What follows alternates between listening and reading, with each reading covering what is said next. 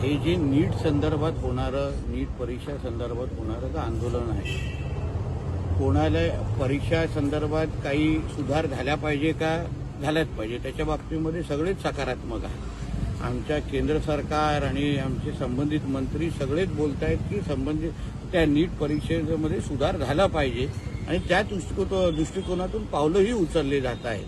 त्याचमुळे काही काली नीटची परीक्षेचा निकाल लागला, जवळपास 11 लाख विद्यार्थी त्याच्यामध्ये पास झालेले आहेत. पण मुद्दा असा आहे की एका बाजूला नीटचा मुद्दा असताना मग जे आंदोलनकर्ते आहे ते सरतनसेजुदाचे नारे का देत आहेत, देशविरोधी नारे का देत आहेत, सीता का पती असा उल्लेख करून हिंदू धर्माचा बदनामी का करतायत. मग सीता का पतीचा उल्लेख झाला तर मग आयशाचा पण पतीचा उल्लेख करा एवढी हिंमत असेल तर.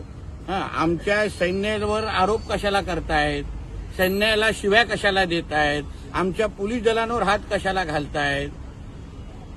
हे सगळं करणारे विद्यार्थी कधीच असू शकत नाहीत.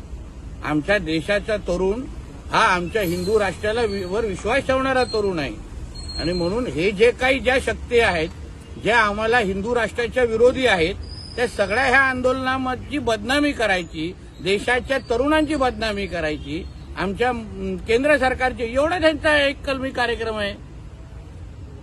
आणि म्हणून हे कुठले जे काय हे काँग्रेस आणि हे सगळे जे पक्ष त्याच्यात जे घुसलेले आहेत ना, त्यांना आमच्या देशाच्या विरोधी असलेल्या प्रत्येक शक्तीला ताकद द्यायची म्हणून ह्या सगळ्या गोष्टीचे ट्विट करतायत.